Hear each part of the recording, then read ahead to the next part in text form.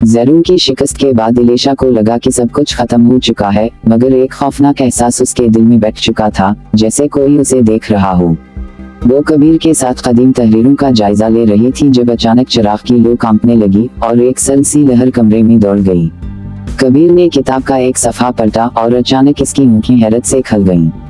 ये देखो इलेशा, सफ़े पर एक ऐसा देवता दर्ज था जिसका जिक्र कहीं नहीं मिलता था, वो जो अंधेरे में कैद था, वो जो बाकी तमाम भूले बिसरे कदमों का खालिक था। उसका नाम गुलजार है। कबीर की आवाज़ लरज रही थी।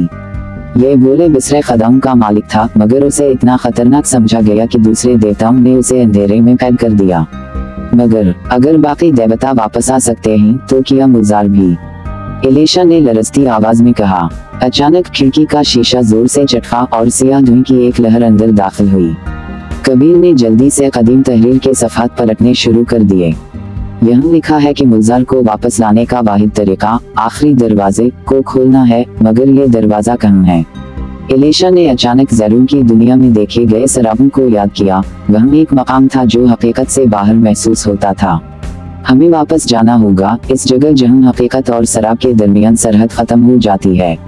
रात के आखिरी खा इलेशा और कबीर कदीम खंडरात में पहुंचे, जहां एक पुरस्कार अलामत नजर आ रही थी। इलेशा ने हाथ बढ़ाकर इस अलामत को छुआ और अचानक जमीन लरजने लगी। ये क्या हो रहा है? कबीर ने चीख कर कहा। दीवारों पर चमकदार नक़ूश उभरने लगे और जमीन में एक दरवाजा नमूदार हुआ, जिससे गहरी सियाह रोशनी खारिज हो रही थी। यही आखिरी दरवाजा है, इलेशा ने सांस रोकते हुए कहा। मगर दरवाजे के दूसरी तरफ सिर्फ अंधेरा था। जैसे ही वो दरवाजे के अंदर दाखिल हुए, इन्हें लगा जैसे वो खला में जा रहे हों। हर तरफ गहरा अंधेरा था और अचानक तुम आ गए। ये आवाज इतनी गहरी और इतनी पुरस्कार थी कि इलेशा के रोंगटे खड़े हो गए। सामने एक साया नमूदार हुआ, इतना सियाह कि खुद अंधेरा भी इसके सामने हल्का लगे। मैं गुलजार हूँ, भूले बिसरे कदमों का मालिक। तुमने मुझे जगा दिया है। गुलजार ने अपने हाथ बुलंद किए और जमीन लरजने लगी। क्या तुम जानते हो कि भूले बिसरे खुदा क्यों वापस आ रहे हैं? क्योंकि ये दुनिया जिसे तुम हकीकत समझते हो, वो महज एक धोखा है। इलेशा और कबीर हैरत से पीछे हटे। क्या मतलब? इलेशा ने पूछा। गुलजार हंसा। ये दुनिया पहले भी कई बार खत्म हो चुकी है। हर बार जब किसी देवता को भुलाया गया, दुनिया का एक हिस्सा मिट गया। और अब सब खत्म होने वाला है।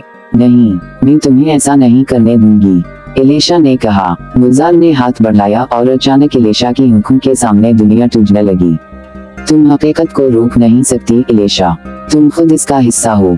अचानक इलेशा को एक झटका महसूस हुआ, जैसे इसके अंदर कुछ बदल रहा हो। क्या मैं भी? कबीर ने इलेशा का हाथ पकड़ा। नहीं, तुम हकीकत की मुहाफिज हो और तुम्हें उसे बचाना होगा। इलेशा ने आंखें बंद की और अपने अंदर की रोशनी को महसूस किया। मैं हकीकत की मुहाफिज हूँ और मैं उसे मिटने नहीं दूंगी। गुलजार ने जोर से धड़ मारी और तारीकी का एक भारी बादल उनकी तरफ बढ़ा। अगर तुम मुझे रोक सकती हो तो करके दिखाओ। इलेशा ने अपनी तमाम तर तवानाई यकजा की और रोशनी की एक लहर खारिज की। गुलजार की चीख पूरे खला में गूंजी और अंधेरा टूटने लगा। नहीं, ये मुमकिन नहीं।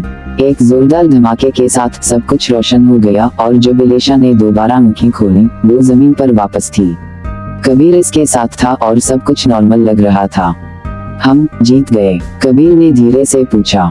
इलेशा ने आसमान की तरफ देखा, जहां सितारे पहले से ज्यादा रोशन थे। हम शायद, मगर हवा में एक मध्यम सरगोशी अब भी बाकी थी। ये सिर्फ एक आगाज है।